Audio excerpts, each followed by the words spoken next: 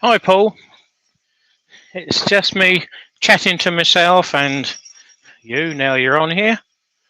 Just wasting a bit of time, filling in some time. I'm in the workshop, so if anyone wants to chat and watch what I'm doing, that's what it's all about. I can see if I can get that camera a little bit. That's better. So all I'm going to be doing is just whooshing around. I need some more fruit, so I'm going to turn some fruit. You ask the questions. I'll see what I can do about answering them. Like I say, I've got no earworms. It's just me almost talking to myself.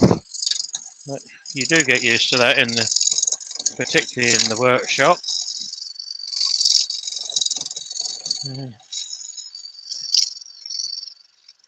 It's too nice to sit indoors. Went through stock yesterday and realised that I needed some more fruit. Hello, Keith. I recognise that name, Keith Golds, from down on the south coast somewhere. You've just donated your lathe to the veterans. It's just, at the moment, the three of us.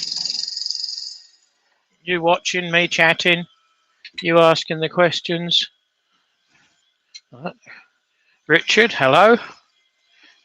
Everyone's waking up now. Something to do. Oh, Linnykins is in. Hi, Dave. How are you? How's Molly after Good Friday? You'll have to type the answers in because there's only more questions because it's just me doing what I normally do, talking to myself. Who said that? Let's turn another light on. It's too bright. Okay. Always working in the dark, so I don't see what difference this is going to make. So this is going to be an apple. Let's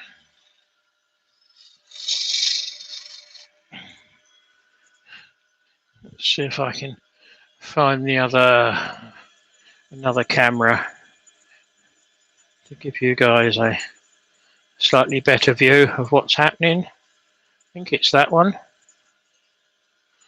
Certainly not that one. That must be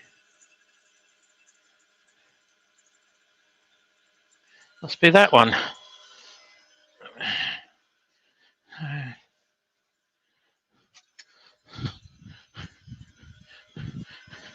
I'm just wasting time doing something. It's not that one. I will get there. Look at that, success. So it's a bit of you. One of the favourite woods. Just going to pull the top up round, get a little bit of basic shape in it.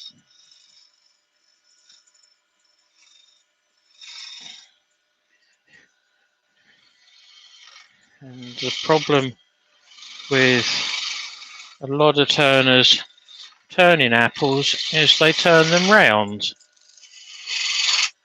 Well, if you look at an apple isn't round. It's smaller at the base, 99% of the time.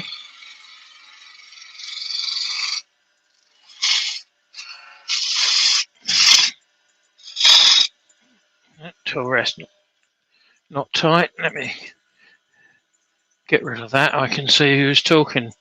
Oh, I'll go back to bed. I think I got a chest infection. You know, my toys arrived. Oh, thank you very much. I know what my toy is, I think. I've been given a Stream Deck to make life a little bit easier. in the workshop when you're changing cameras and the like. That's all the other bits and pieces it can do. So if we got Chris Dodds, welcome Chris. Like I say, it's going to be just me talking to you and you putting up questions if you've got any. If not, you can talk amongst yourselves.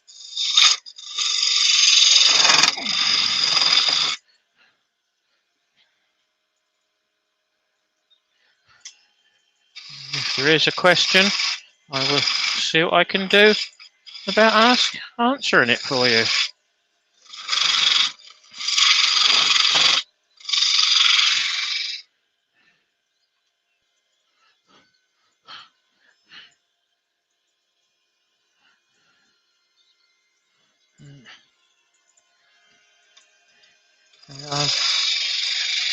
Chris, I'm not totally spoilt.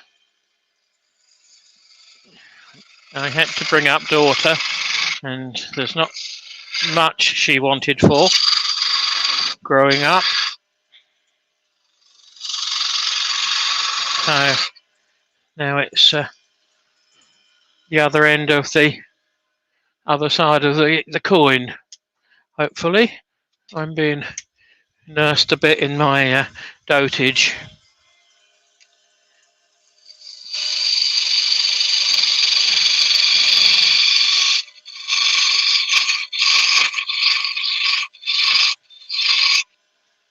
Right. Don't think that looks too bad. Hit it with some sandpaper. Got a bit of 80.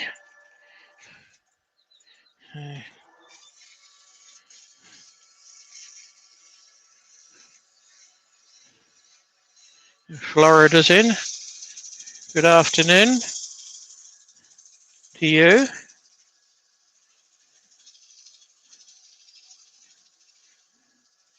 So you've got a drum sander.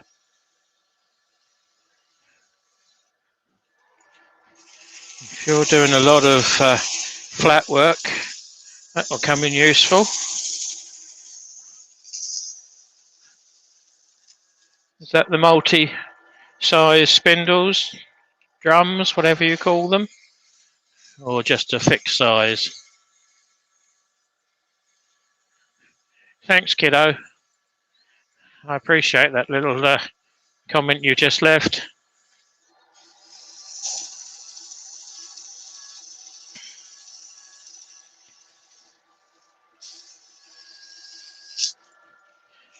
So, just in case you can't see it or recognise it, this is yew.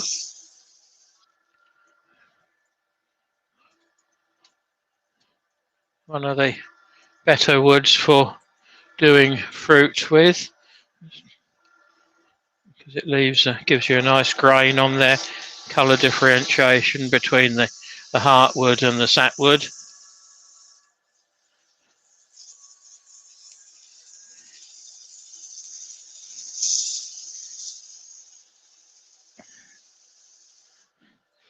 I'm not sarcastic, Gav. It's the way you take it. Who said that?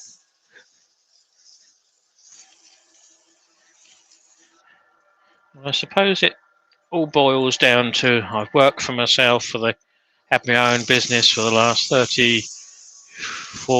years before I retired, so you had to get on with the customers. Otherwise you didn't have any. So sometimes you had to bite to the tongue, go outside and shout, "What a prat." Fancy asking me to do that after you've told them it's not a good idea and things like that. So, yeah. Plus also, I teach down the museum. And when you teach down there, you do get some muppets in there that know exactly what they're doing but haven't got a clue. So again, it's bite of the tongue. But they all want something for nothing.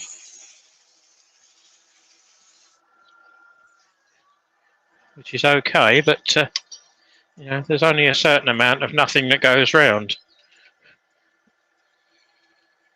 I think what annoys me is when, oh, can you tell me what you want, what I need to do here? So you tell them what you think they need to do, and they come back and say, I'm not doing it that way, I'm going to do it this way. You think, why did you bother? And I dare say a lot of you can feature with that as well. They're using you to see whether they're sensible or not. What do I want? I want sanding sealer.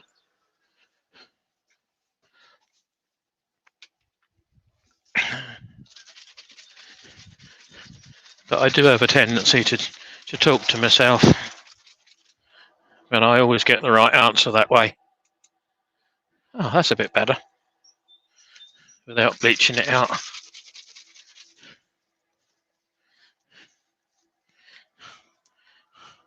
So I always use shellac, or nearly always use shellac sanding sealer. I find it's been around for so many years that I can get a good finish from it.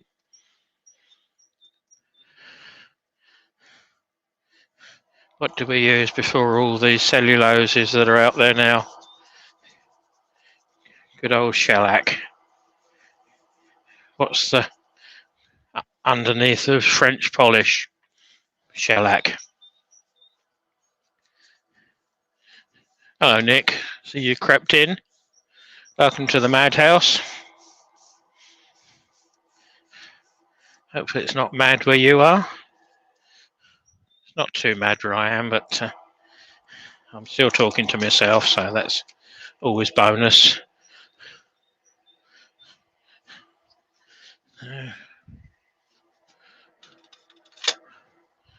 Find a small drill. Something like 2.5 or 3 mil is all I'm looking for. Just to make a small hole for a screw chuck.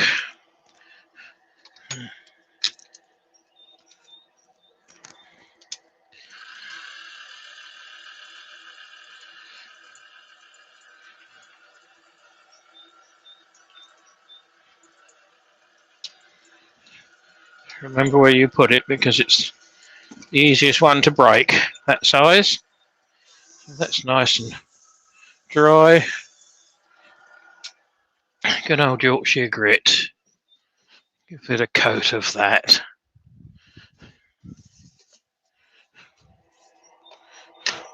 That saves me having to breathe dust from 240, which is what we've just sanded down to. This will take it up to about 1,000. Don't want much, but you just need a bit. Surprising the difference it makes. Lid on before it goes on the floor. And get shavings in it. So the lowest this lathe will go is about 450.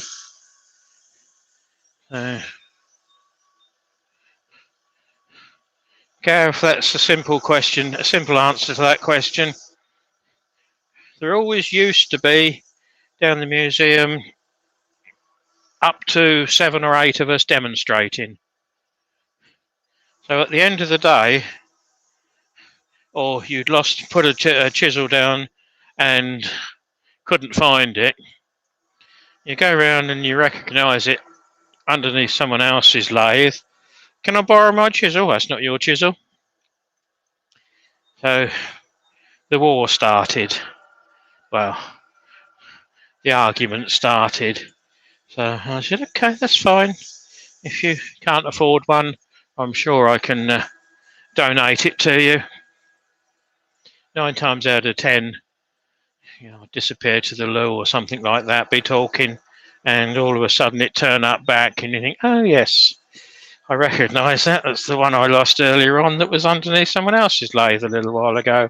So to stop all that happening, as the surname is Greenfield, the obvious thing was green tape. So I've got green tape round all of the tools that I used to take, and then everyone else thought it was such a good idea, they joined in. They all put different colours on, so we had red, yellow, silver, brown, black, blue. So you could look at any chisels and think that one's mine, and it stopped all of the arguments. Got to say, that's almost a good finish on there. Go over the top of it with some microcrystalline, as it's handleable, and hopefully get picked up on more than one occasion. Usually do. So just a little bit. And this is where a lot of people go wrong. They use it like someone else is buying it, and then wonder why they can't get a decent shine to anything, or it ends up ringing itself as you buff it off. So it's gentle pressure.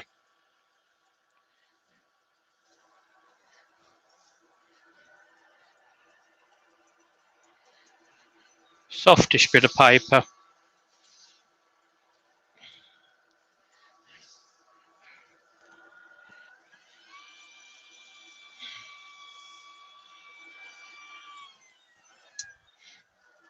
There we have the first bit of it. So I put a hole in the end. I have a screw chuck. It's 1.25 inches, 8 I believe, with a bit of paper as protection. Just going to screw that in there. Should follow the hole. Not worried if it's a little bit out. That will hold in the chuck in a minute. So I'm going to just take the other end down a bit further. I'll go back onto overhead so you can see what I'm doing. Come on, mouse, wake up. So we go on to that one, which gives you the overhead view. So I can part this off a bit further to save the grabbing of the wood and the chisel. So I'm now supported either end. Not totally necessary. I have done it the other way round.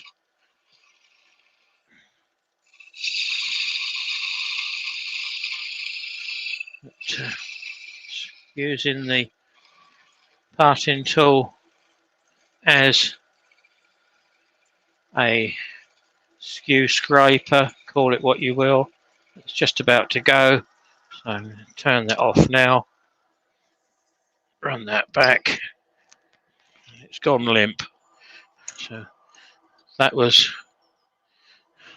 literally held on by 3mm. Get rid of the nub, which is no good to anybody. That should fit in the center of the chuck. Tighten it on both sets of apertures for the key. Bye, Florida. I see you've crept out. I might have missed you. Thanks for popping by. Gentle nibble on the end. Let's go back to the other camera again. This is where my new toy will be useful. I won't have to keep stopping and remembering which camera is which. Can all be programmed in.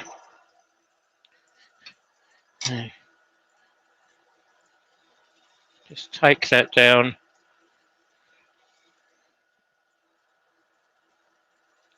Cutting at centre, but I'm quite low on the tool rest, but that suits the way I turn.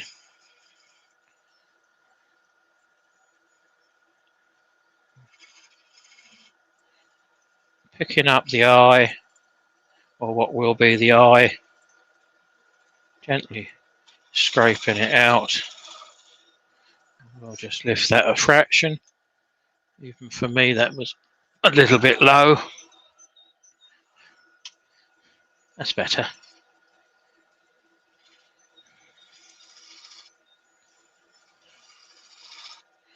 So this is where the flower would have been.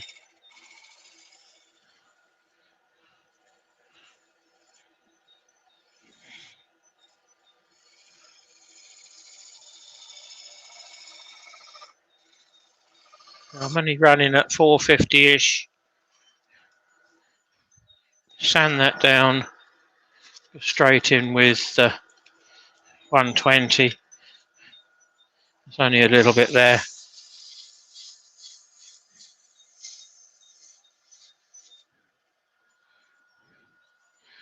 Nick, yes, we will be reopening on the 19th of May. That will be Wednesday to Sunday, so we will still remain closed, only because it's always been fairly futile to have staff in, try and man it for 7 days. It's a 36-acre site, so to get everyone open, or a lot of the exhibits open, is hard work. So if we can keep it down to a smaller number, bit of 240 again, just to sand out the eye.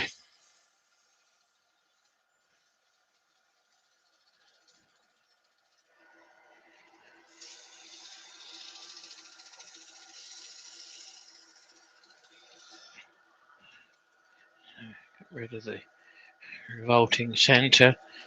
Change that for small drill.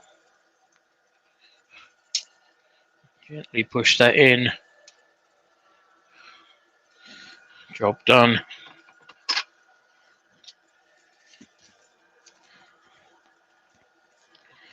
Turn that off. A little bit of sanding sealer on the end.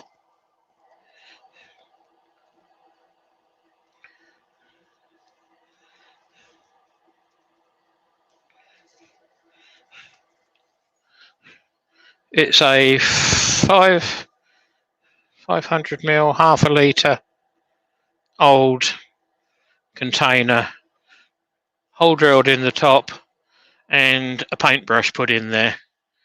What I will say is, if depending what paintbrushes you use, you don't need a plastic one, or you don't need one with nylon bristles.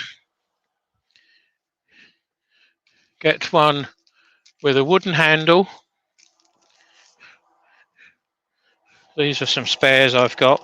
These have got red varnish on the handle. What I would do is scrape most of that off, the bit that goes inside, because it will turn the sanding sealer red. So the one I've got in here was just a plain wooden handle, cheap. I think they were about 20p at the time when I bought them. Probably not that now, but they're not expensive. So get yourself an uncoloured 1/2-inch paintbrush. Drill a hole in the top of the lid. That is hot melt glue. Must have had that 5-6 years. Works a treat. A little bit of Yorkshire grit.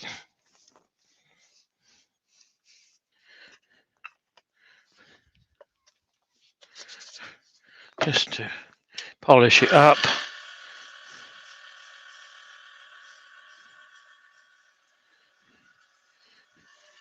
If you know when you're coming, Nick, I do most Sundays, not everyone. I can guarantee the workshop will be open if I'm there, but it's not open if there's no one there, because it all belongs to our club and we've got insurance on it, and the insurance isn't cheap, so we do keep it locked up.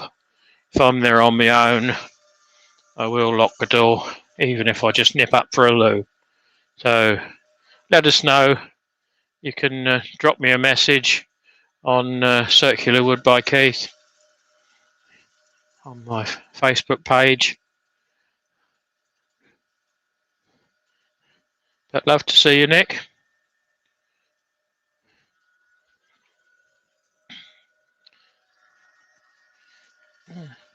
A little bit of microcrystalline on there.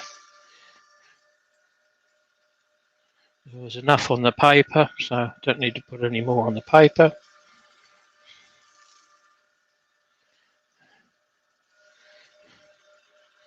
So, not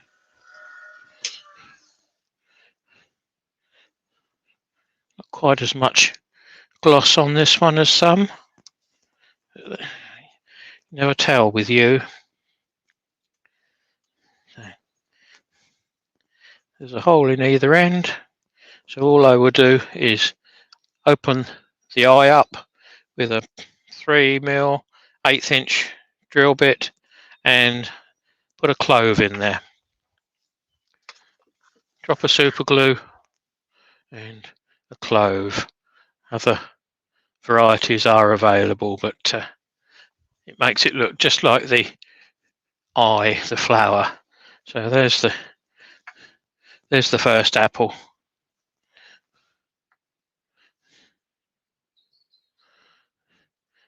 It looks sort of an apple shape.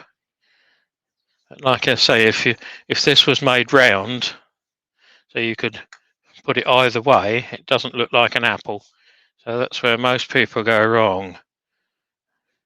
I was once told that the diameter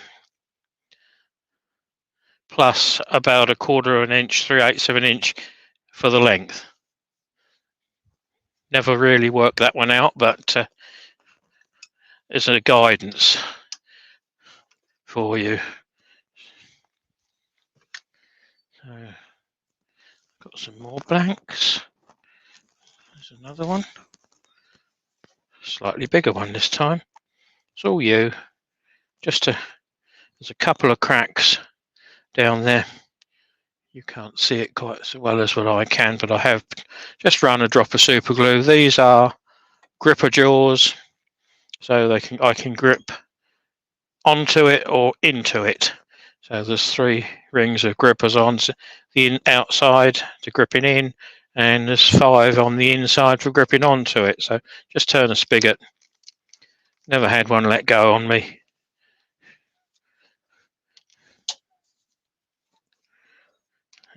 Tighten it on both, or 3 if you've got 3 on yours. All depends what chucks you've got as to how many tightening points there are. Right, let's go back onto above. So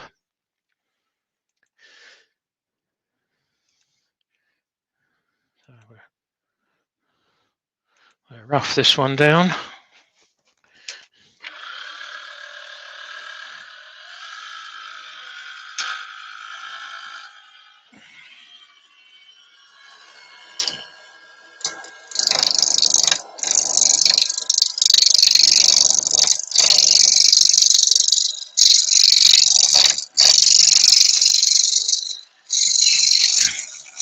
The only reason my hand's above it is to stop me getting covered. Nowhere near the spinny bits of wood. And then what we can do is we can actually run down and use the side wing as a skew. Get a nice finishing cut. It's not quite round yet. Come back through cutting at As you can see in the picture, I'm about 15-20 degrees off of square, so the shavings are running in and running out. So I'm using the bottom wing, just making sure that the corner of the gouge is nowhere near the wood. I can do exactly the same this way, only taking small cuts. And you can see I'm cutting because there's you're getting shavings off.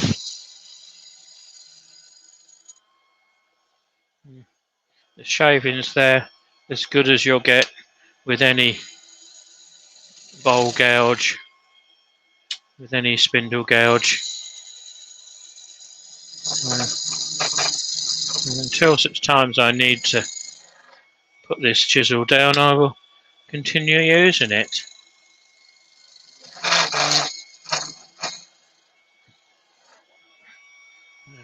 Put it down now, come round the end, change cameras back to end view.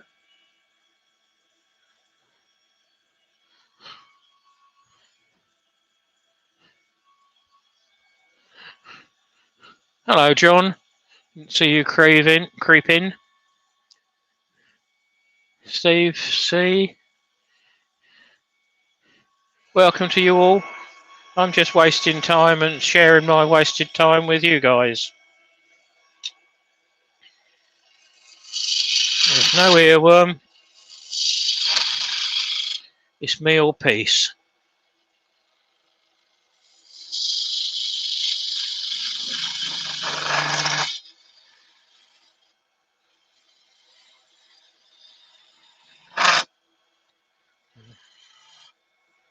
Gently pull the middle out. That's pulling it out on the bottom part of the wing. I think we're running about 1,000, 1,200. Not absolutely sure. It's a home converted lathe, so anything could happen. Anything at all. I bought this lathe as a non-runner.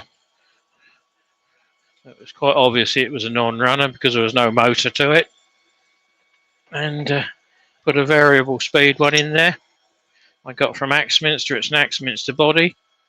And it's done me for 15. Yeah. So that was just a normal twist bit in the end there, just to give me a pilot, because you'll never get a screw in there without. I'm going to quickly sand that end. Bit of 120.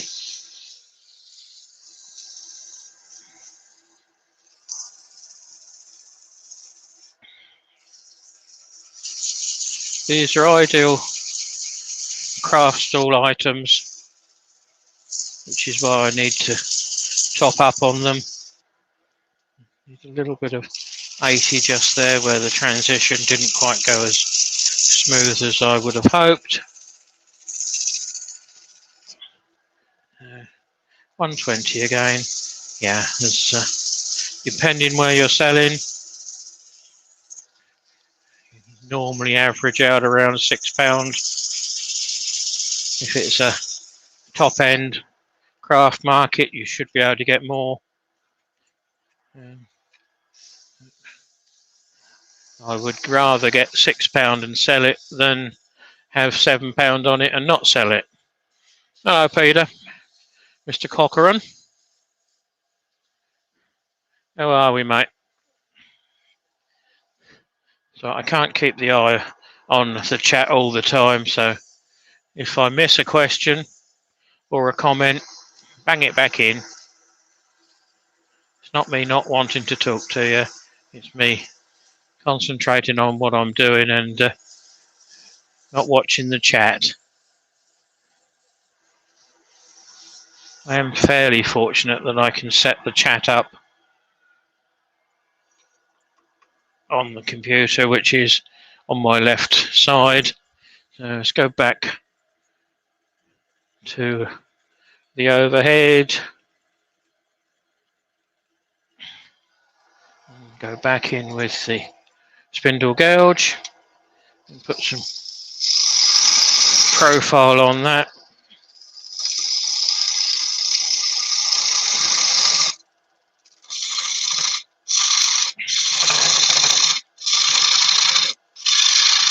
I could turn the speed up, but I don't always turn at maximum velocity. Sometimes nice to turn a bit slower, so I'm still at about 450, the lowest this will go without changing belts and everything, and I've only done that once before and found that this is the best rev range for me for whatever I'm doing, be it pens or even bowls, up to 8-inch bowls on here, so not frightened to put in a bit of wood on here.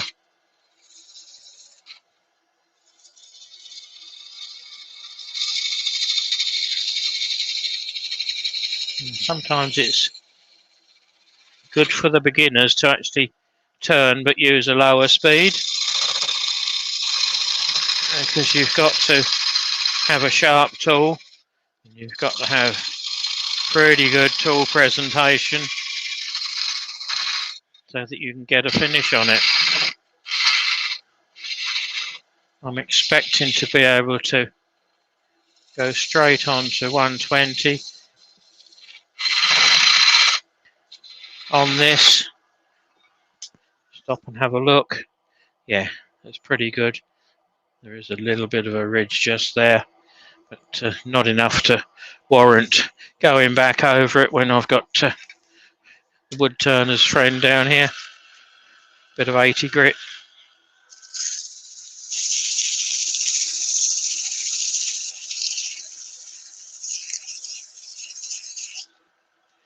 Seems to be a lot of stigma that you must get a complete finish off of the tool. Not everyone can do that all of the time. I've had professionals at club that have had to revert back to, don't always use it or don't often use it, but there's a bit of 80 grit going on that to save me time.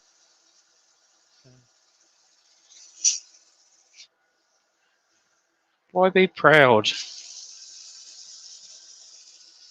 Make something that's worthwhile and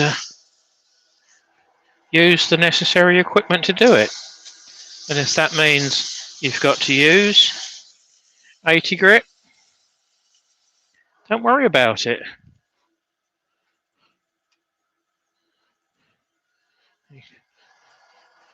We can't all be good all of the time. And cheers, Gav. Thanks for stopping by. He's on dinner duty now. Hopefully it's good. Bit of nice lamb. I think that's what we've got tonight. I think I saw it on the side as I come out.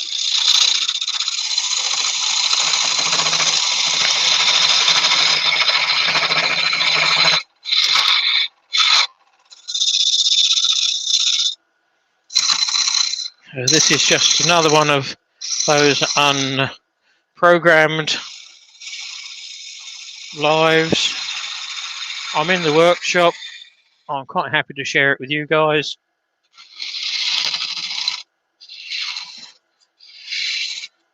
Like I say, if you've got a question, you can ask me.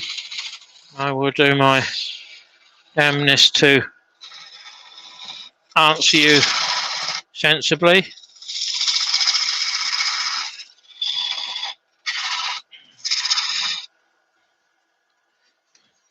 So there, I'm happy with the shape of that.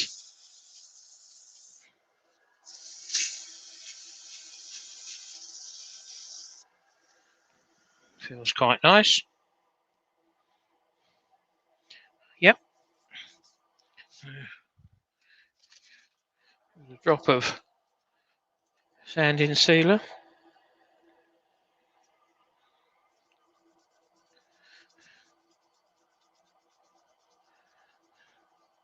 Nice bit of blue sporting in there. Just about see it on the top there.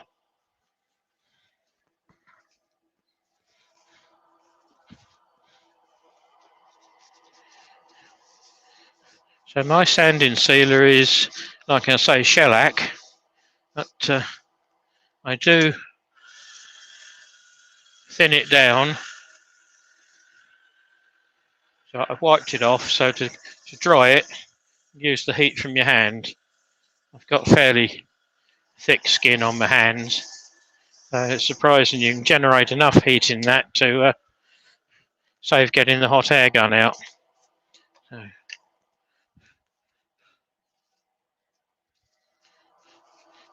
and you've got a pair of these. You've got two, one on each arm. So why not use it? A little bit of Yorkshire grit. Don't want it running off. It's not expensive. It's cheaper than a new set of lungs. But why waste it for the sake of it? I know Glyn would love us to put on a lot more than what we do at times. But I'm not, but I'm quite happy to use it. Lowest speed. Work it in. Get a bit of heat going.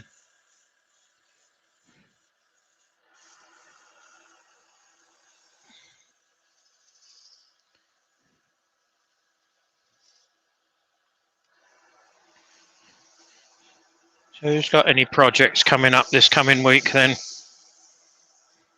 Unless you've got another day's holiday tomorrow, bank holiday Monday, Easter Monday. I dare say I should be down here again, sorting things out.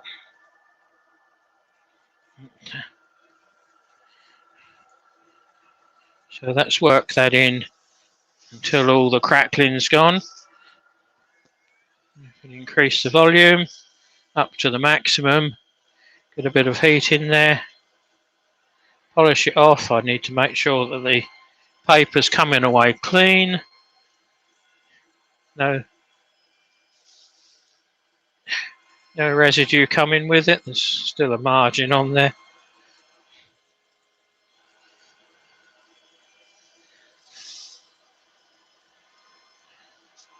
It's clean now.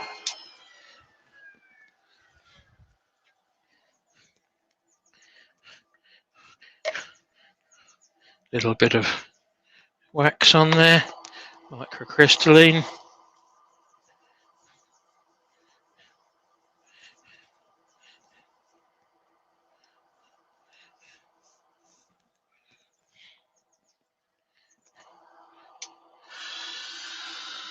Start on slow, melt it in, not too much pressure, spread it out. Should wait for this to go off, to flash off, but I'm not today. So light pressure, no point in putting it on and taking it off straight away. I want to get a shine on this, so hopefully that has left a nice shine on it. It's not bad. I generally buff these up again before I put the strigs in, or if I don't, what I'll do is I'll give them a quick wax when they come out the box for sale. So that's just a screw chuck, and to give it a bit of support, put a centre in, just to hold it there more than anything. You can still see where I am, so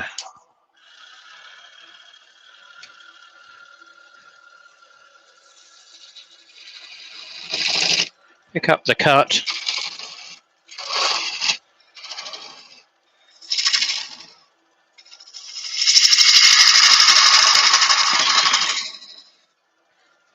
Reduce that round as far as you can. That's as far as it'll go down that side. The spindle gouge is rubbing against the excess wood, so we'll use the parting tool as a small straight scraper and drive that to where you want it to go. So I should cut that down to about 3mm, 1/8 of an inch. Don't want it to go flying off because I've got a lump of metal there. It's still quite strong.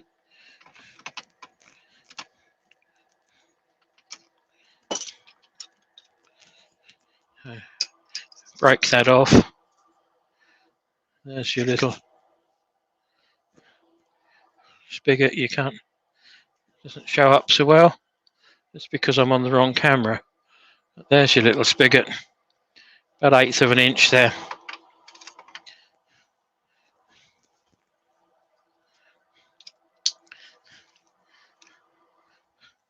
And that balanced the weight of the screw chuck. That goes straight in the jaws, but the centre of the jaws in preference to the gripper bit. Get rid of some sawdust. That's the only disadvantage with this one. The motor's underneath. It does get hot if you don't keep it uncovered. There was some there from the start, so it's not all of what's today. So we go back on to lowest speed. There's a little bit of a wobble on there. See how it works. Dead on centre. Just nibbling in. There's the pip.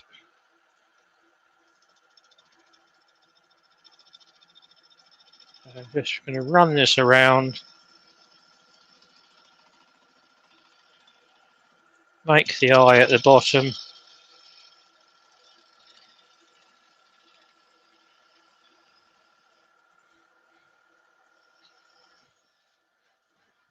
Little pull cut on there. Oh,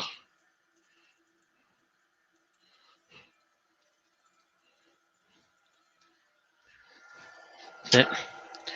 No one told me you couldn't see. So this isn't quite true, doesn't matter. The amount of times you buy fruit and vegetable, and they're even starting to promote it now, out of shape fruit, odd shaped vegetables. So it doesn't have to be totally concentric from end to end. And there are other ways of doing this. So I'm just gently putting the nose of the spindle gouge in there, pulling out a shaving, pulling it round. Happy with that.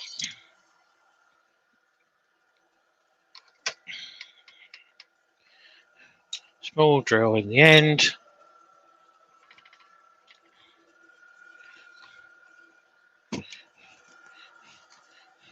Start at 120, see what it looks like.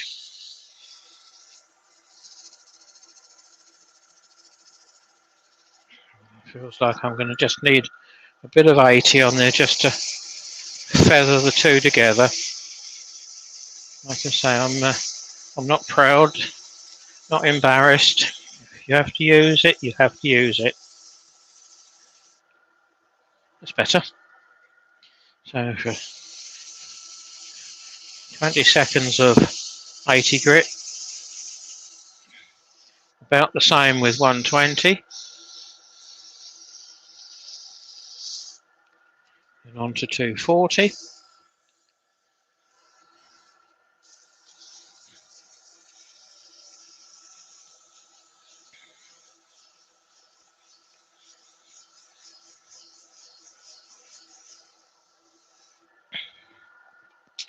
See what that looks like. There's no transition mark, so I'm happy with that. Let's kill the noise for a minute. I know you guys can't hear it, but I can. Hello, Mike Doyle. Yes, the wood is yew. It's branch yew. That's probably 12 years drying. One of the best ones to use for fruit.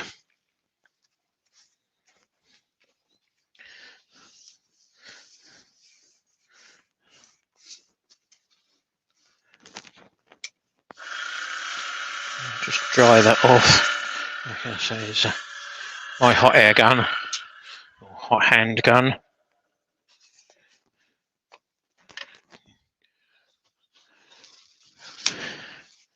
God, Emma wouldn't like this. Second bit of paper, and I've only on the second fruit.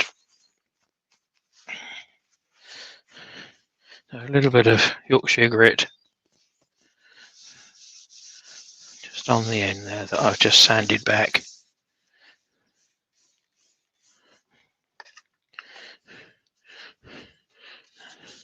Hello, Lawrence.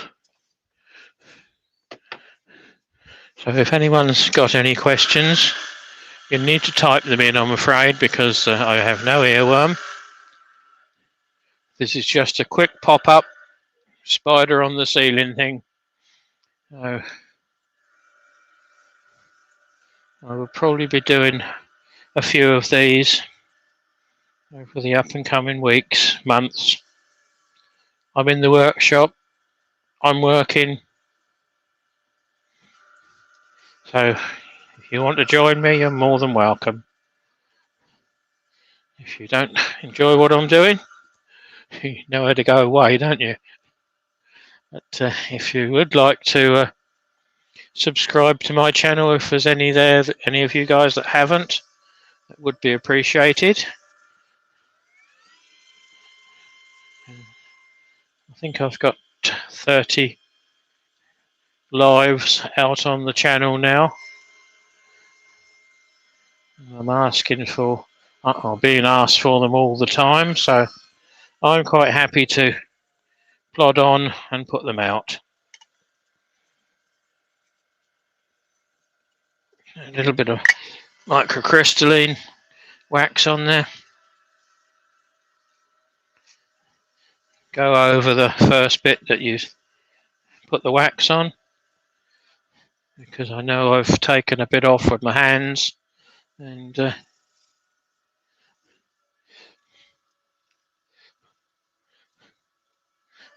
Peter, I didn't see that one.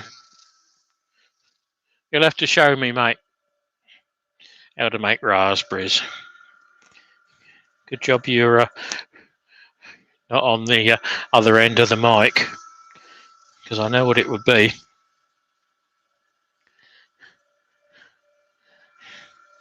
So let's polish that up.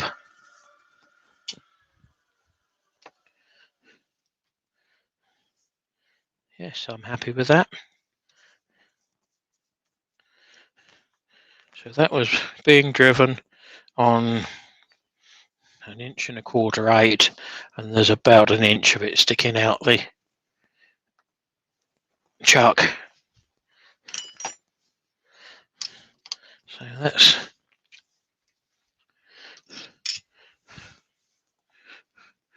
what the chuck looked like. I've only got paper on there to stop it marking the top. So it's a conventional, I believe it's a Record Power one, an old one that I'd got. And that's the second screw, which is a little bit loose, but when you tighten it up, it's not. So it always works. So there's the second apple.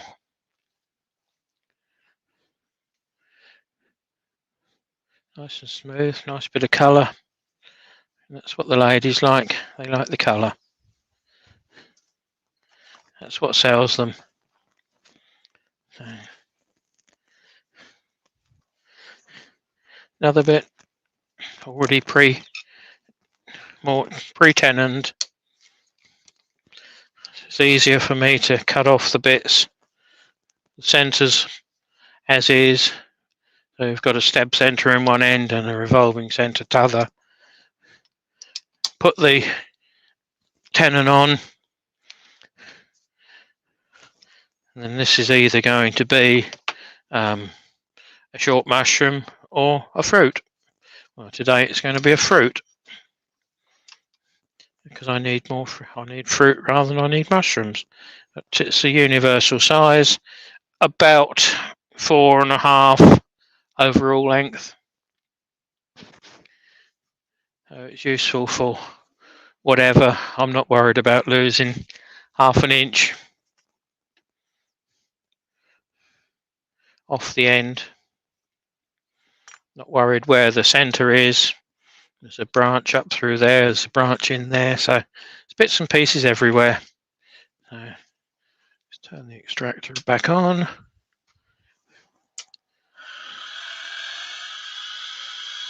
Creep the speed up a bit. And over the top.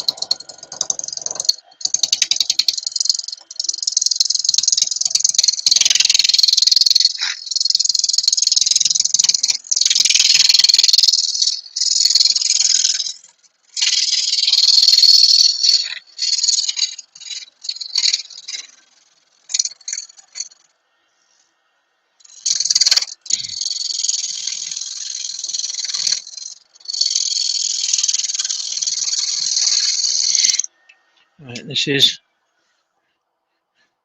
that much out of true. Is that going to worry me? No, don't think so. Make this the top.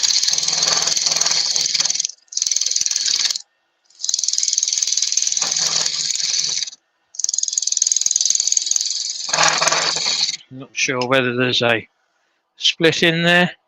No, there's a bit of punky, soft grain wood there. How far does that go down?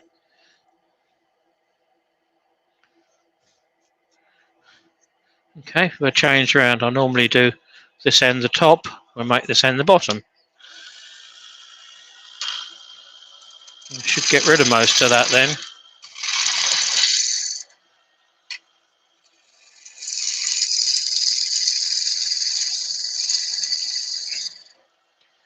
The only issue that you have if you make it this way round is that the bottom is quite a bit smaller than the top, so you're not quite so balanced, but with a bit of practice, guys, you should be able to.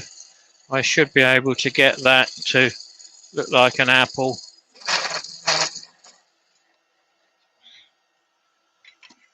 Just by careful tool control.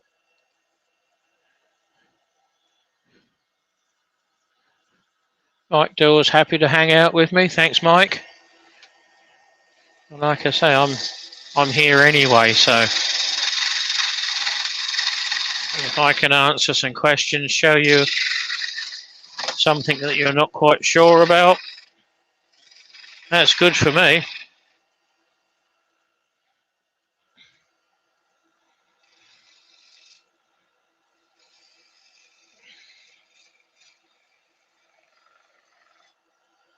So what we're doing is we're going to make a slightly wider based apple than what this one is. That's only about an inch across there as compared to 2 inches across the top. So the bearing surface will be a little bit less on this one, but we can get over it.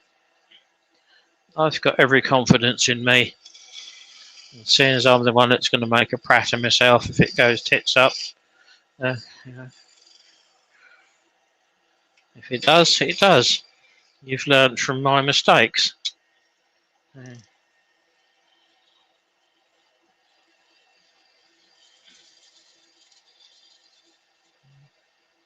very light cut. You can see how light that cut was. You can see just like hair coming off there. So let's go above now.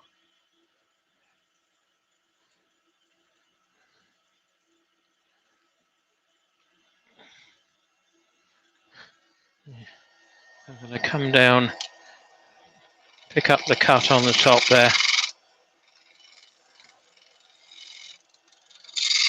Chase it round to make the top of the apple.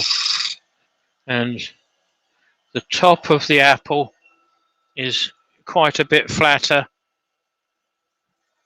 Which one we on? We're on that one. Quite a bit flatter than the bottom. So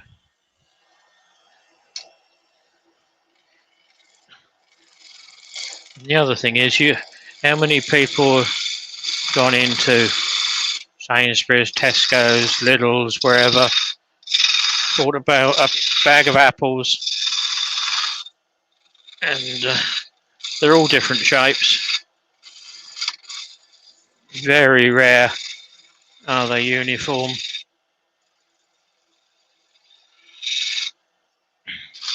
One's round, the next one's almost octagonal.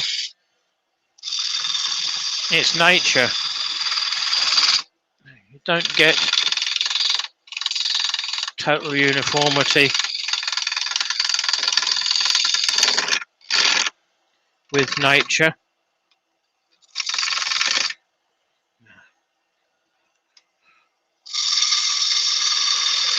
On everything. The clover leaf and leaves are fairly uniform, but fruit doesn't need to be.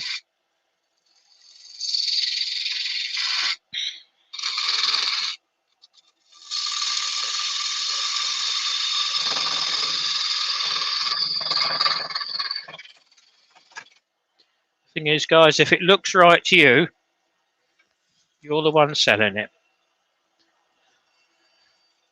If it looks crap, you've got to turn around to yourself and think, now, how long am I going to be taking that home each time from each craft event I do?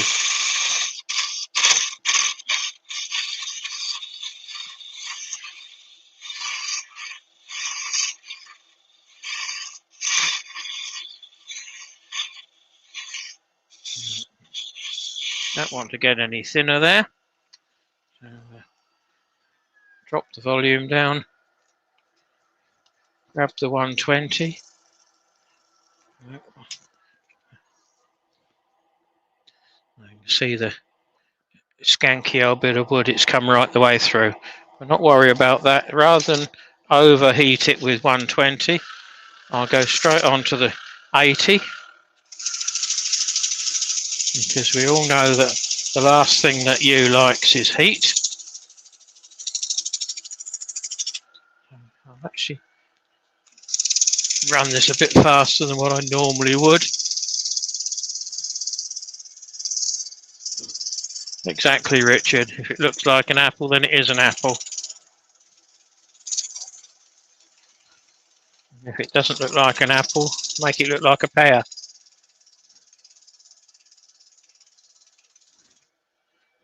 Thanks, Richard.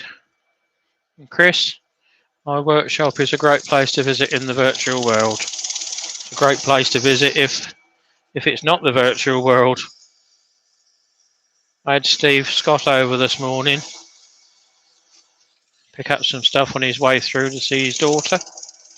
He lives an hour down the road from me, and I'm half an hour away from his daughter, so it was killing two birds with one trip out. Pat Cummins, good morning to you. So that was a quick tickle with 80. Now I take a bit more time with the 120. Again, not generating too much heat.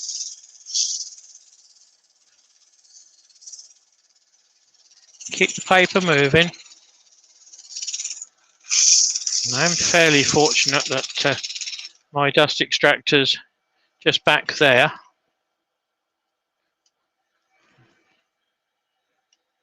There, it's the black hole, which goes straight to the outside. So I'm not too worried about where it goes, because I know it's going outside. But it gets rid of it.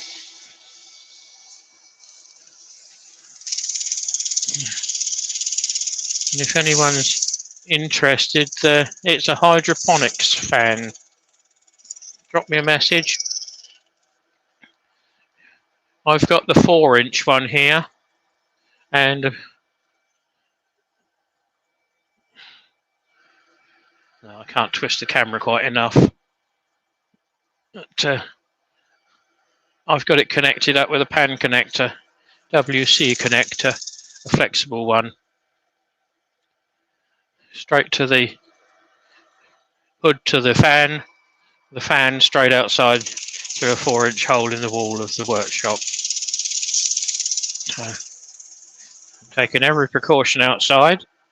I'm letting it blow in the breeze. Who said that? Hi, David. Have you had your afternoon, Kip? No, he says he's been in the garden. Yeah, asleep, I expect. David's a fellow club member as well. So, we haven't seen club members for over a year, and I don't know how soon it's going to be. Looking at it, I can't see much happening before July or August. As we're in a council-owned property, we have to abide by what the council say as to how many we can have in, whether we can actually run or host an event inside.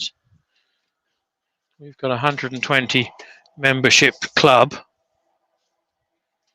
so I know not everyone comes along all the time, but we quite often get 100 in per Sunday morning, because we run Sunday mornings. Don't know why, but we've always run Sunday mornings well before my time. I'm quite happy to run a Sunday morning.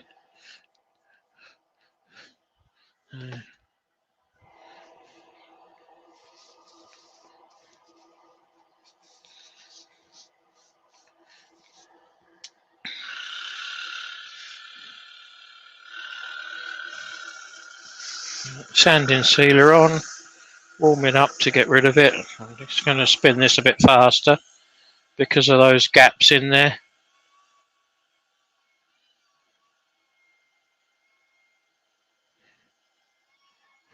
He does not make Zoom meeting to keep going.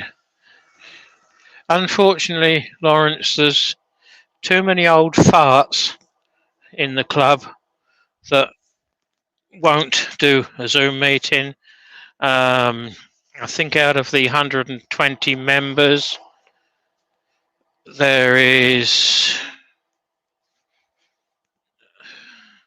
21, I believe, that aren't computer savvy. I'm not brilliant, but I've been on Zoom meetings and the like, but the chairman decided and the committee decided that they wouldn't waste the time trying to put a Zoom meeting together, which is a bit of a shame. I mean, I would quite honestly have gone on and done either a Zoom or a YouTube meeting. We could have got the Zoom, could have borrowed that through the AWGB, which would give us up to 100 participants on. If someone had run it, I would have performed. I know Stuart, another one of our members, Stuart Farini, he's done one for his club and done 2 or 3 around the country. I'm not sure I'd want to go 2 or 3 around the country, but I'm quite happy to have done a up in front of the members one.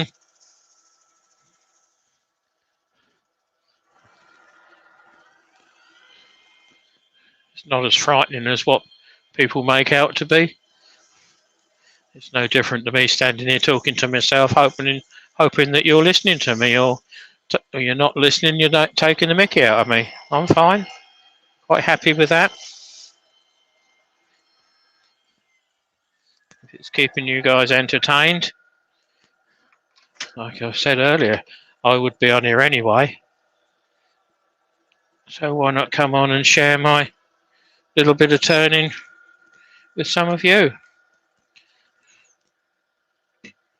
Hopefully or possibly you'll learn something. See something new. Oh, I didn't realise I could do that, which is what most of them are. Hadn't realised it was possible to do it that way.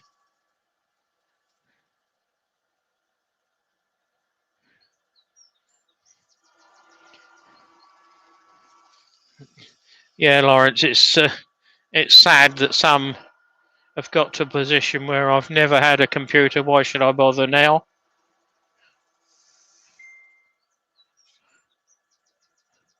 I mean, I've never had a computer as such, but when I started my own business, I needed a computer, so I taught myself. Daughter did help me a bit, but it was always a bit of an issue at times. Oh, that's how you do. You do this, that, and the other, and you think, okay, what was that? Well, I just told you. Bless her. But, so, right, I'm going to reduce this down a bit now. You still see what I've done. So that's just a quick wax on that. I'm going to reduce this down with my parting tool. And it's only a 2mm one, but it's one of the best tools that I've got. Universal appeal. Let's put the screw in before I go too far. That makes it easier to turn round. So,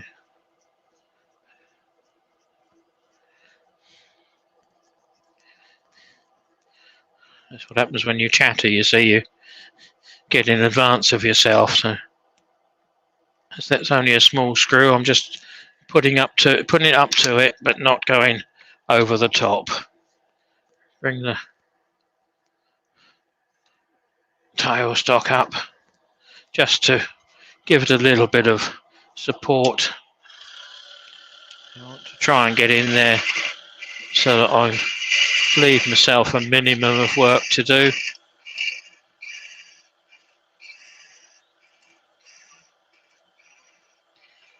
So that's taking that down to about 2 to 3mm.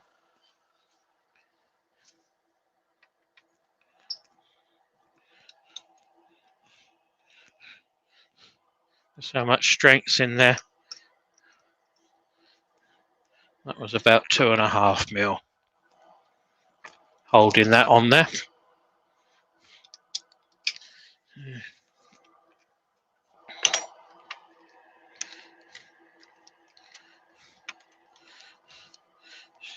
So with that being the top now, I've got to be careful. It's got to be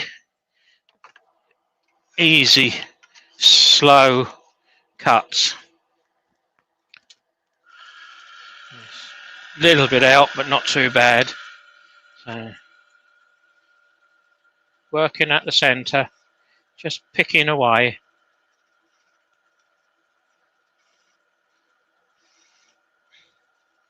Pulling it towards me.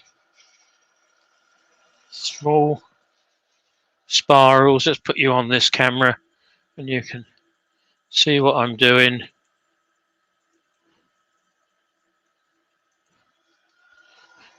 Small spirals coming out the end. Bottom wing only. Now, some apples have got quite deep strig ends, others are quite flat. I prefer to try and get them in a bit, the same as the eye. Just gently easing that round. It's a scrape. Actually feels quite good, even if I say so. Get rid of the elbow stabber. Put the extended elbow stabber in. Hole in the middle.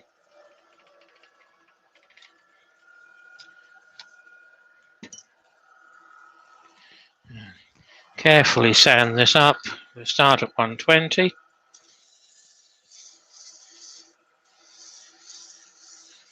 Keep your paper moving, keep your finger moving. And I will need to extend this round. You can see where I've been cutting from. I will extend the sanding around a bit further so that I don't end up, hopefully, with a flat spot or a transition spot. Much easier to do this now.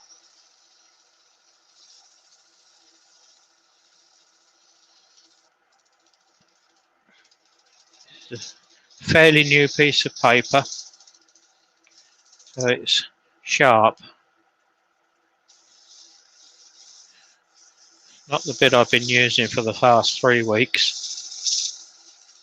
It's not worth it.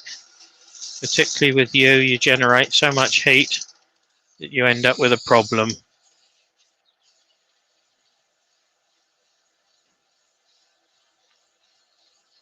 Chris, if I can teach you something, that's fine. If you've got a question, you don't want to embarrass yourself on here, drop me a message, give me a call, whichever way you want to go. I'm quite happy to chat. Like I say, I set up the teaching down in the workshop, so I think I have a quite good knowledge of wood turning, what to show people, how to show people. So yeah, I'm quite happy if you want to suck my brains, that's not a problem.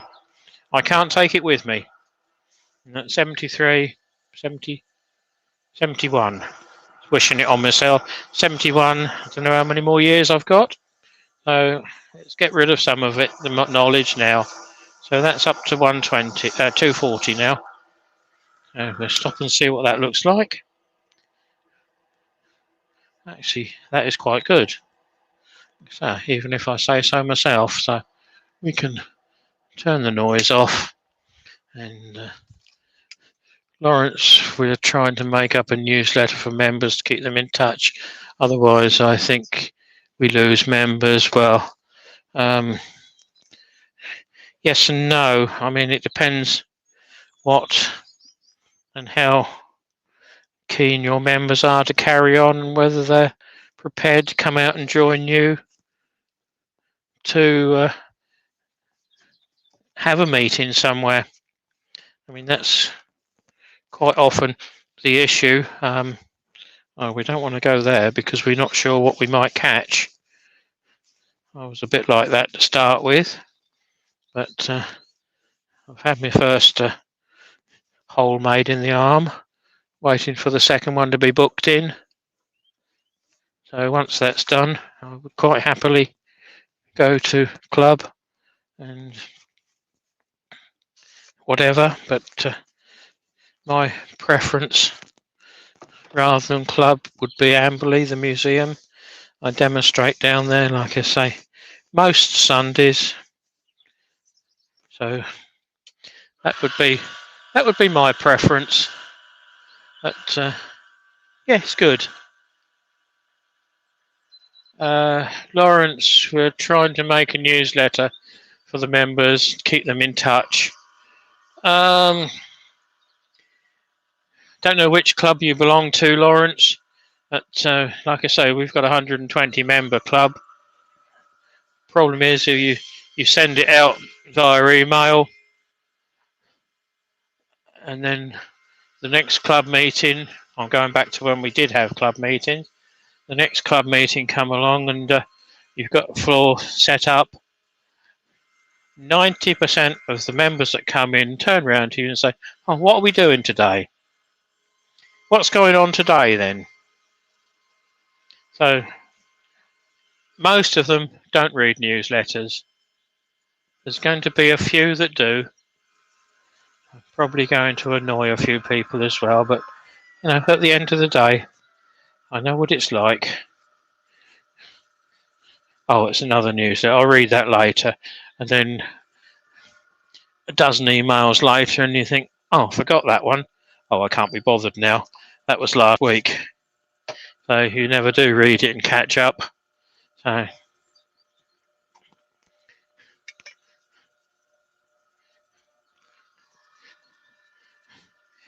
we've gone through the process of the newsletter editor has made a fake newsletter up each month or most months since lockdown started, or at least from July onwards, because we're not sure when we're going to go back. So he's made this fake newsletter up. There's nothing major in it, and we don't know how many read it. So is it a good thing? Is it a bad thing? Well, it's probably not a bad thing, but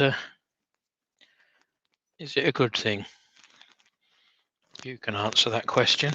So that's an apple turned in reverse, held on the small end, and like I say, even just by holding it on the small end, you can still turn them out. So, but generally, I would work from the top backwards. Seems like what's that? Richard's got a handle extension on his tailstock too. Seem to be able to get it much tighter. See some people whacking them with a mallet.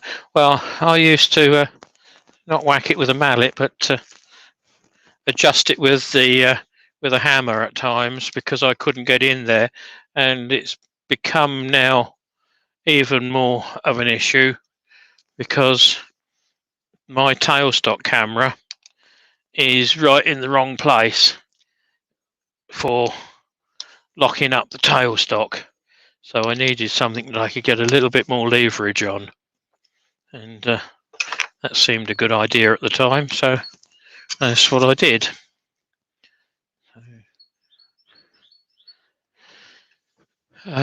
Steve C. Seems like I've been getting rid of stuff I used to know for quite some time now. I've been getting rid of stuff I used to know for some time. So obviously you're not in the younger bracket then, but that's what it's all about. Yes, pass it on. Latilia, hello. Welcome to Sunday afternoon live. Well, sort of. Still breathing. From my workshop. It's not programmed. If you have a question, type it in, please. I will try and catch it. Like I say, I'm in here anyway, turning. So rather than turn on my own, I've now got 20 of you watching me. Thank you. It's not brownie points. It's just me chatting away. I talk to myself anyway when I'm turning. Oh, what a prat. Why did you do that? You know, we've all done it. We've all been there. So let's just bring you guys in. You can be the spider on the ceiling and see how I do things. We all do things slightly different. There's no right way. There's no wrong way. As far as I'm concerned, there's a safe way and there's an unsafe way. So what I try to show people is the safe way. As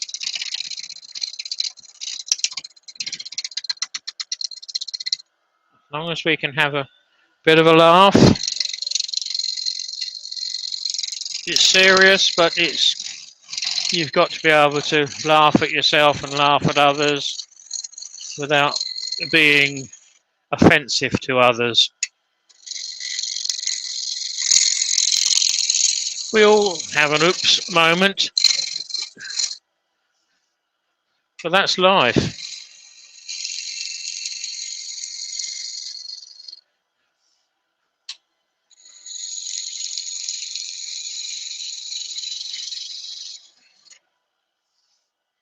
Feels just about round.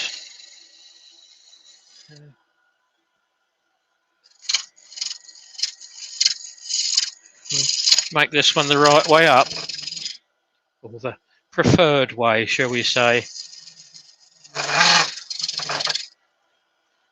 There's no right, no wrong. It's easier because you've got more meat at the top there.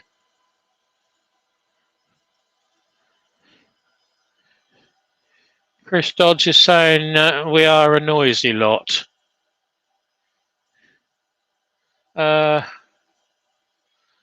I don't know, I'll think about that one. Richard up a bit higher says, I've just turned 3 bowls from Sported Ash. Should I consider them as ornamental? Trying to decide how to finish them. Okay, Richard, what size were they to start with? What style were they? Generally speaking, to me, an ornamental bowl would be a more delicate bowl, thinner walled bowl, rather than a heavy, fat, thick walled bowl.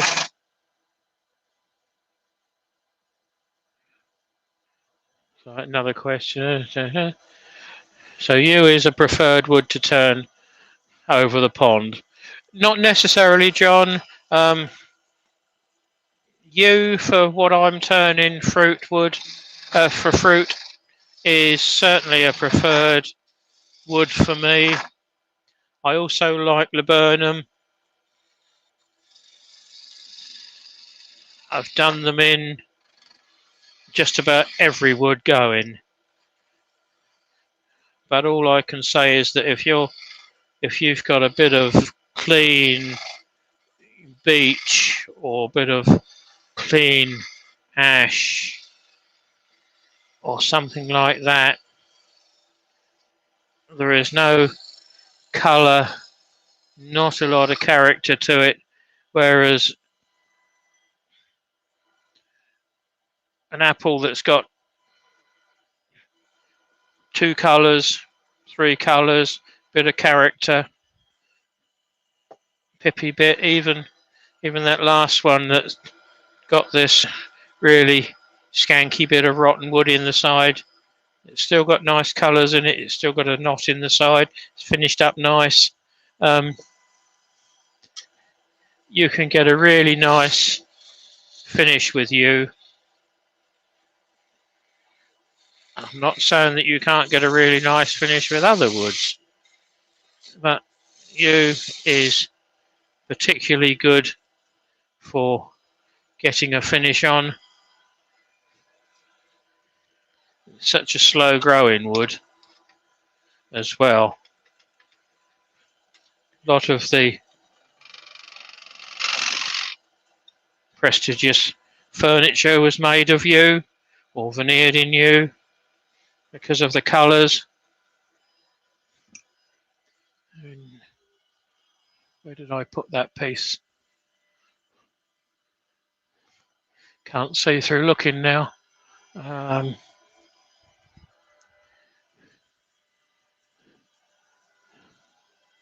Is it that piece? No, it's not. But yew comes in many colours.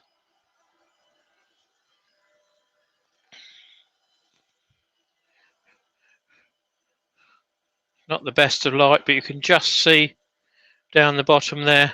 That's purple. purple pink. It's purple pink because there was a piece of metal in the wood above it. But ideal for what we want.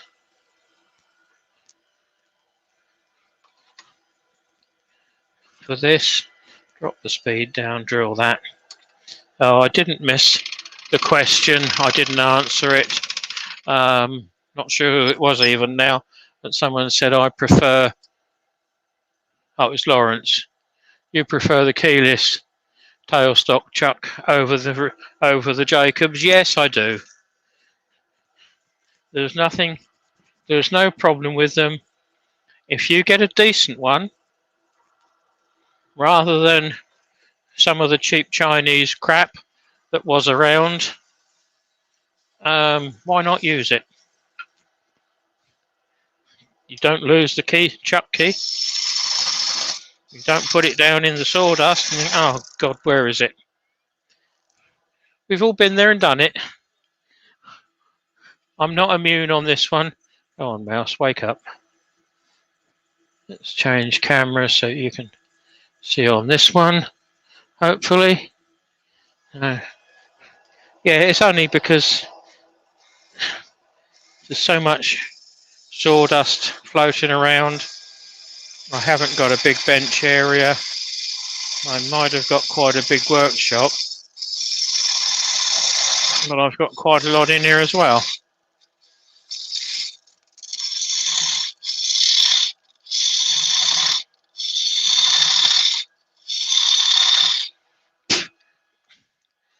Not the best tasting wood either, is you.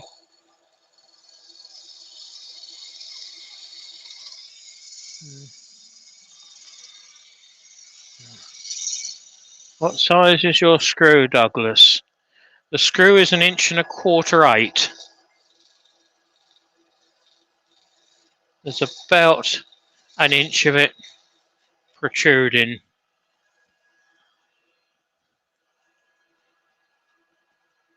And it's locked in by a grub screw down the back. There are many different screw chucks around. That one, for me, is ideal for fruit. I think that's the second, if not third, screw that I've had in there. And the first one was a fairly soft one, and I was a bit green then when I was turning my first fruit, and I think I took a slightly too big a cut, and we had an oops moment. Let the fruit come flying off, and so did the chuck. Split apart with left me sort of, oh.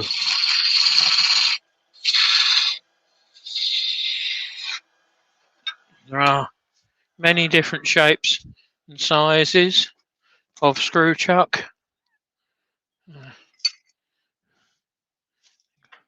be back with you in a minute, guys.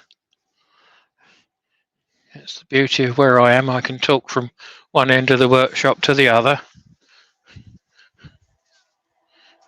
There's a short stumpy one, exactly the same back plate as what I've got on the other one. There is a slightly bigger faceplate flange on there, set on with 3 Allen screws. I could take that off, or I could put in a longer screw, adjust it a bit further out. This one fits on the pole wood, and again, fairly short screw in there. I'm not sure whether that would hold a lot, wouldn't hold a big piece, but it's too big for fruit, the same as that screw's too big for fruit.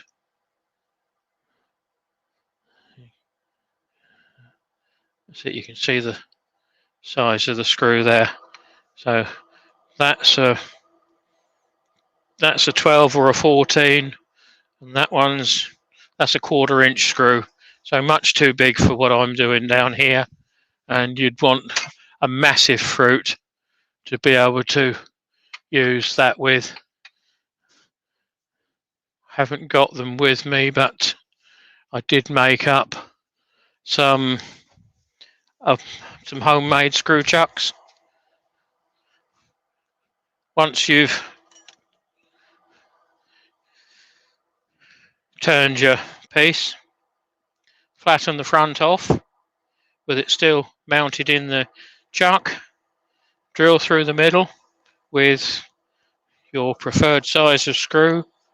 So you're going to be sort of a 4mm screw, inch and a half 8 or inch and a quarter 8 is something like a 4mm hole. Drill your 4mm hole through it.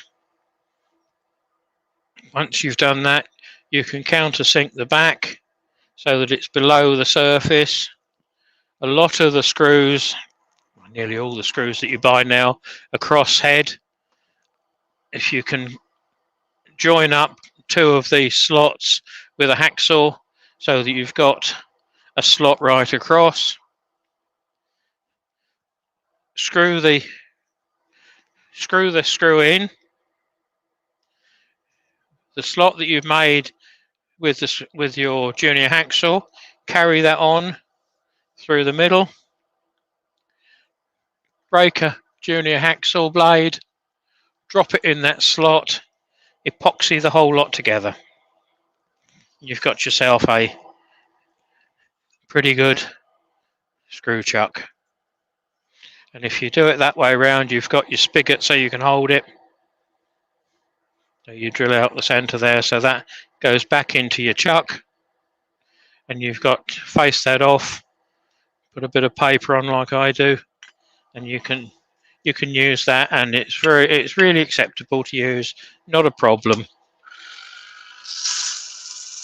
So you can never have too many, and they're easy to make. So if I wanted to convert this in a minute so that I could reverse it, I'll show you how I would do it. And I think that bottom's a bit too fat for me. I'm just going to run that down a fraction. Doesn't look right.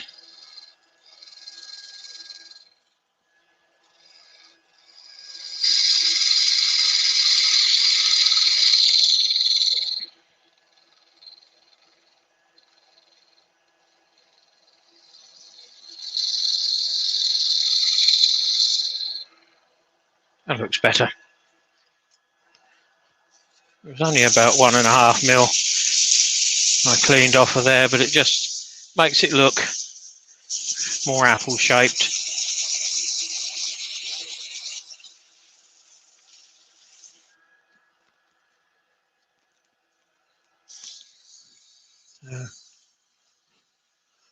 Due to the sporting, would they be okay for food? Can't find a definitive answer online. Who was that? It's just jumped off the top of the screen. Who asked that question? I could drag it back, but that means I've got to stop then. I have a question about the question. What exactly is sporting? Sporting is the first stage of the wood rotting, which is why you get the pretty lines, colours coming on the wood once you've cut it through, and that can be in the form of black lines on beech to blue stains lines on yew. So there's not a definitive colour for any wood apart from beech. It's the start of a fungal spore. Someone said the other day, and I can't remember who it was, but it was where 2 different funguses started to attack the wood, and it was the barrier between them both. It's like a border between them both. So How much truth's in that, I don't know, but it's certainly a fungal infection. So if you're turning spalted wood, heavily spalted wood, particularly beech, a mask is ideal. So normally I would turn in new, I would have the mask on, but I've got such good dust extraction here that I don't particularly need it. It's all going straight up the tube outside, so I'm quite happy with that. So that's sanded up to 240. There's a split through there. I'm not worried. Split, it's a shake. I haven't drilled the hole yet. So sand and seal it.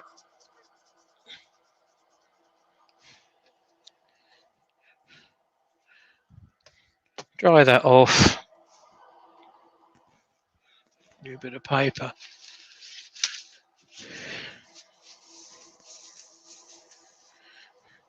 Yeah, I don't know whether you can see this. I can just see it on the screen. I've only got a small picture because I'm in StreamYard, but there's a blue line there, blue stain. That is spalting. There's a little bit there. Again, spalting. So it does it on all woods. Some are more evident than others. A bit tight on wood, so I can't easily grab or quickly grab a piece to show you. But that's not. So I haven't abandoned you guys. I'm still here. It's funny how you can never find what you're looking for when you're looking for it until such times as you finish, and then, oh yes, there it is.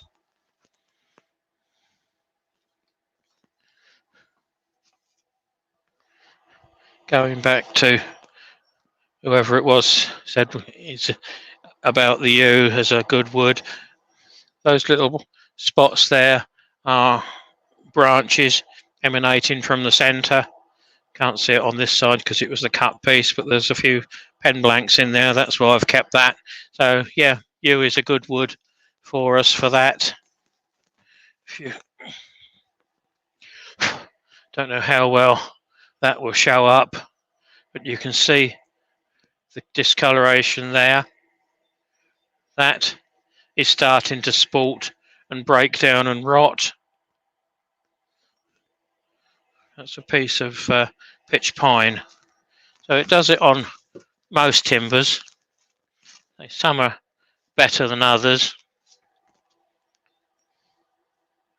I expect every piece that I'm going to find now is going to be clean. Yeah, it is. Haven't got a spalted bit to hand. But it'll come as lines, marks, different colours. Don't get confused with the purple that you often see on oak. That isn't spalting. That is something completely different. That is where there's been a nail,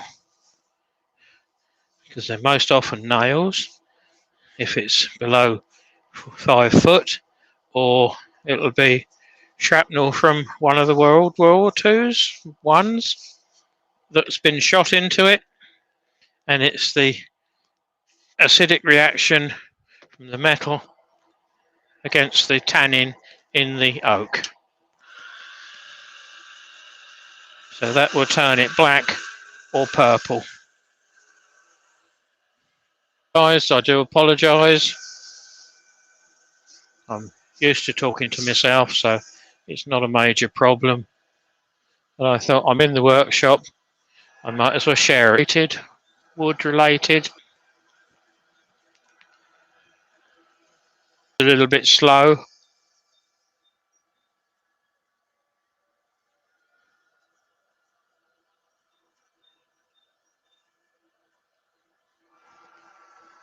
Nothing I can do about that. You will get it eventually. I know it's frustrating, but it's not as frustrating as when you've got earworms and they're talking about something you've done 20 minutes ago.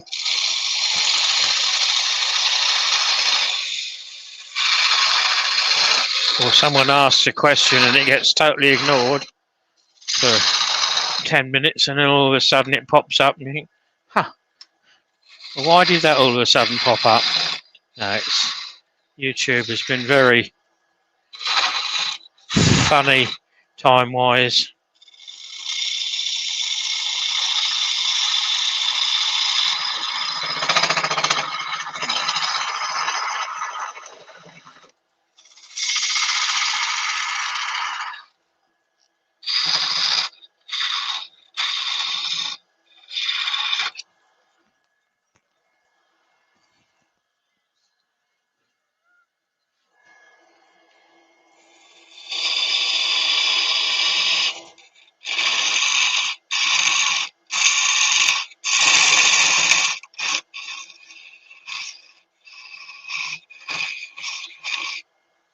Right, shall I go any deeper or finer? Screw the chuck in the end.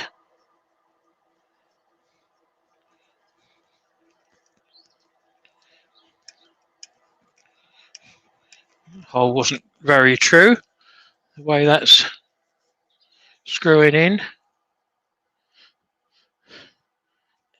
Yeah, I can see there's an issue on YouTube. I went down to 8 watching just now and now I've got 15. So it's the buffering is a bit of a pain, guys, but like I say, there's very little I can do about it. But I do appreciate you all sticking with me, sticking in there.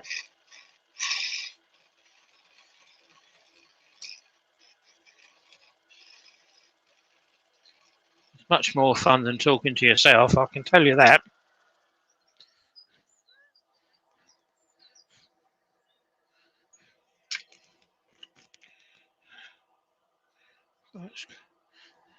See how flexible it is. That's one of the reasons that yew was one of the favoured woods for longbows, because of the strength. All that was held on 4mm.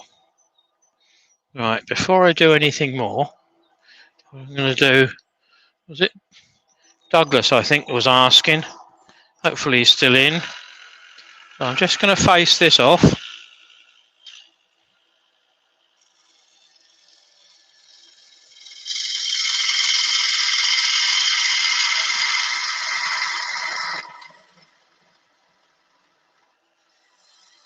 Make it marginally dished. And I say marginally dished. That is dished by about 0.5mm.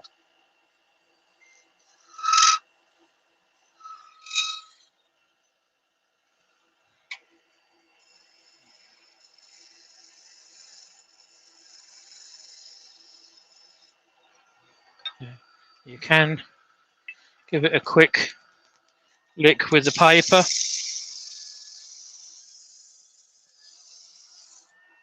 Like that.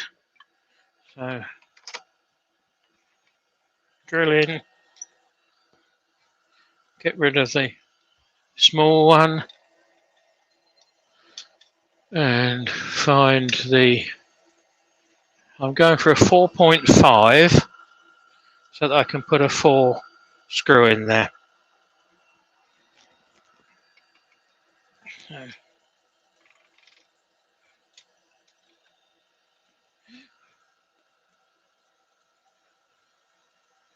gently start it so that it goes in true.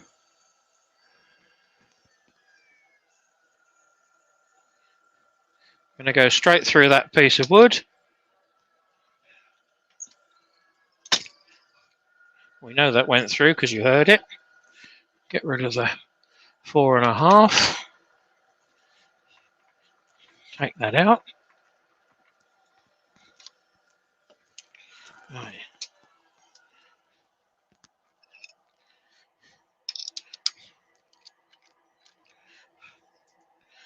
I'm hoping I might just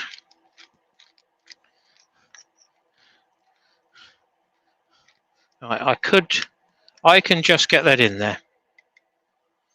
That's out to maximum on the jaws, and I wouldn't want to do too much work like that because that's a skin ripping one. You catch your fingers on that or your knuckles on that, and that would be an ouch moment. So I don't want to take any meat off of this. I just want to chew it up.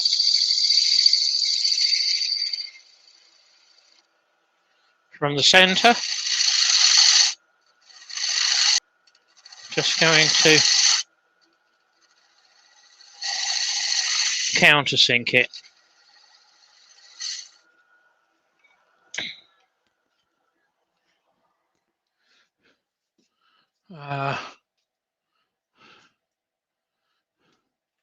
That looks like a 4.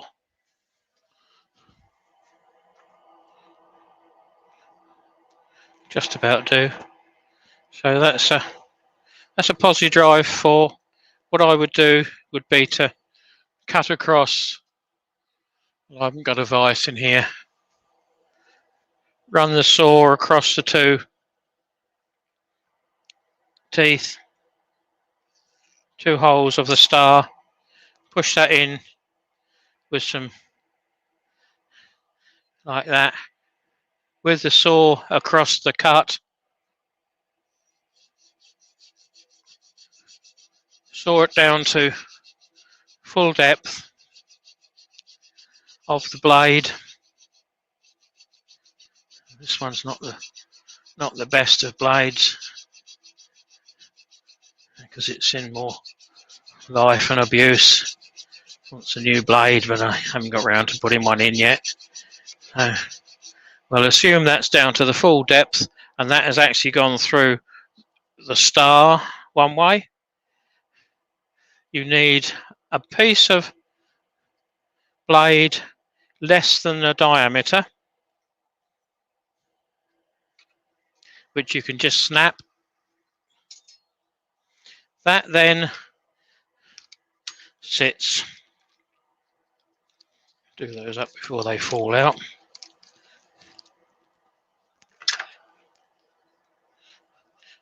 There's your slot right across. There's your slot in the screw. Line them up before you put the screw in. Drop of 2-part epoxy araldite or something like that in the hole. Push the screw in. Put your blade in there. Epoxy it in. Fill up the hole with epoxy. Let it go off. There is a screw chuck. Simple as that. You can make them whatever size you want. I wouldn't, that's 1.5 inches. I wouldn't make them any smaller than that. If you were to put in a longer screw, there's no reason why you can't. It's not going to show up very well. But that's a 2.5 inch with 2 inches through. Much too long. The most you're going to want through there is 1 inch. So cut them off. You cut the point off with an angle grinder. But they're easy to make. So can't have anyone saying, oh, I haven't got a screw chuck, I can't do them. That's how you do it. You cut your initial blank a little bit oversized and do exactly what I've just done. If you've got any of the good old-fashioned slotted screws, and I did have some, but I don't know where they are, a slotted screw is ideal because it saves you cutting the slot. Now this isn't quite true. You can see, you will be able to in just a second, guys. You can see how much that's out of true. Come on. Bouncing a bit. Not a problem. I'm going to tack it gently.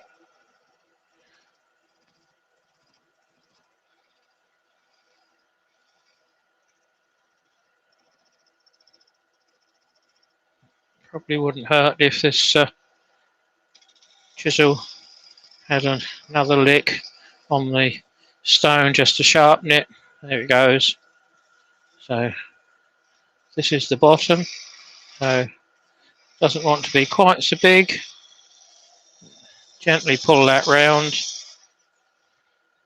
Still wants to be in there, but without any strength on the tool. This hand is basically holding it down. It is slightly pulling it, but it is only slightly. All the work is being done on the backhand. So we'll just sand that up. See how that fits in with the rest of the apple, making sure there's no definite line between what is the body and what is the base. So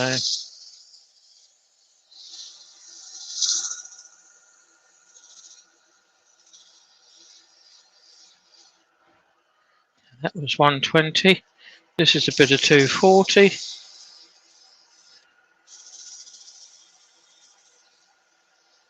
So even though that's not true, doesn't matter.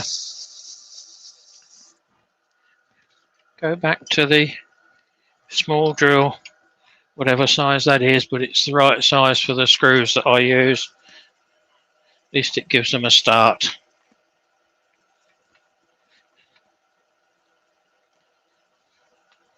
So I haven't put the chuck key down and lost it, because there isn't one. Sometimes it's a job to get it between the three jaws, wind it in, gently push it in. Make sure you hold the chuck when you pull it out, because that's not very tight in there at all. So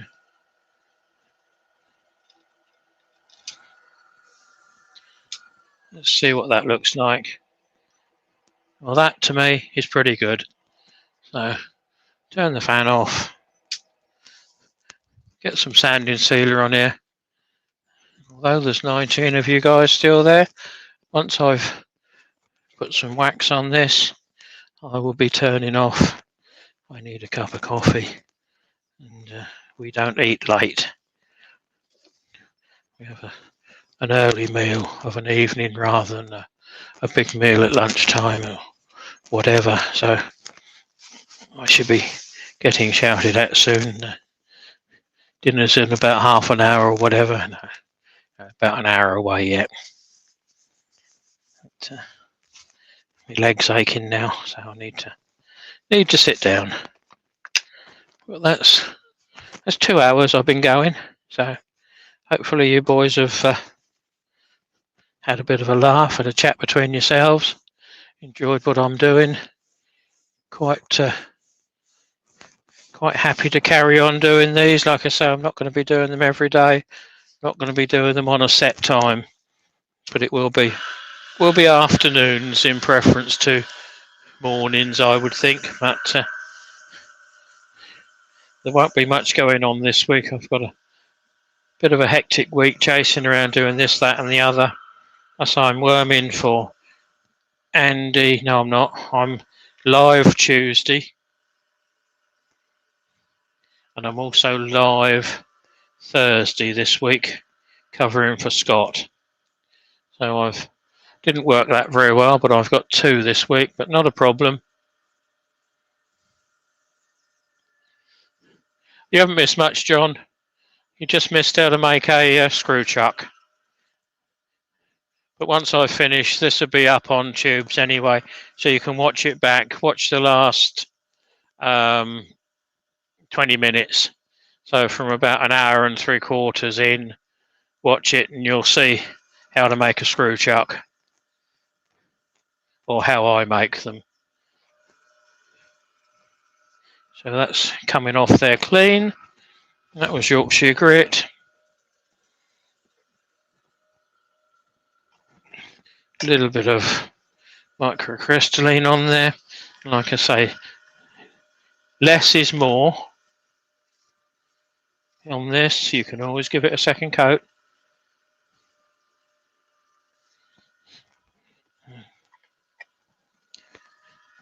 And if anyone gets any rings left from wax, it's because you put too much on, or you're trying to put too much pressure on.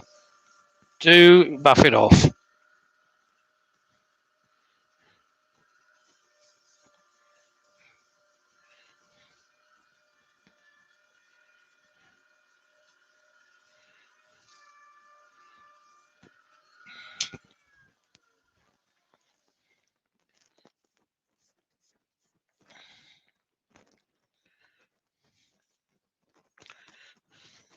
So that is 4 apples in 2 hours, and quite a lot of chatting. So if I put them,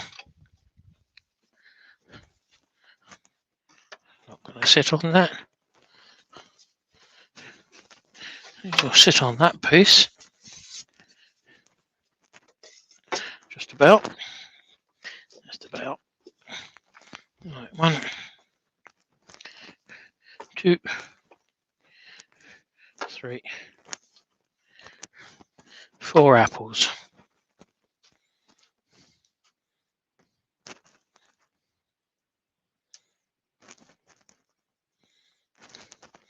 My way of doing them. All you. So there we are, guys. It's been a pleasure rabbiting to you. Hopefully you've all had a bit of a laugh and learnt a bit. See, looks like Pete did. I noticed a bit further back in there. Leroy, appreciate it. Thank you. Fred, great demo. Well, it wasn't so much a demo, Fred. It was just me doing what I wanted to do, what I need to do to top up supplies, but chatting to you guys at the same time. Chris Dodds, that was fun. Thank you. Happy wife, happy life. Well, what have you just done to her, Chris? Or is that later on? Better not ask. Great bunch of fruit. Much appreciated. I'm happy to do these, like I say, instant decisions. I was sitting indoors and Steve didn't come on lunchtime, so what a miserable git. What's he up to? But he's not been the best of health recently, has he? So I just said to the wife, I said, I'm going to go live. What are you going to do then? I said, well, we need some fruit. So I might as well go live, chat to myself. And I wasn't chatting to myself. I think there was 22, 23 of you in at one time. So really appreciate that, guys. So hopefully see you guys, or some of you, as many of you as possible, on Tuesday evening, followed by Thursday evening. No, it isn't. It's Tuesday lunchtime, followed by Thursday evening. Don't get old because the brain goes. I know what I mean, but you lot don't. So, but that's it, guys. I'm going to hit the button. Happy Easter to you all. Thank you for your good comments. You can always leave comments down underneath the video when it comes up on YouTube. I'll always answer them or acknowledge them. So appreciate all that as well. So thanks, guys. You enjoy the rest of your evening, day, morning, afternoon, whatever it is, wherever you are. But most of all, happy Easter to you. Take it easy and turn safe. So bye bye for now. If I can wake up the mouse, I'm going to end the broadcast. So cheers all. Bye for now.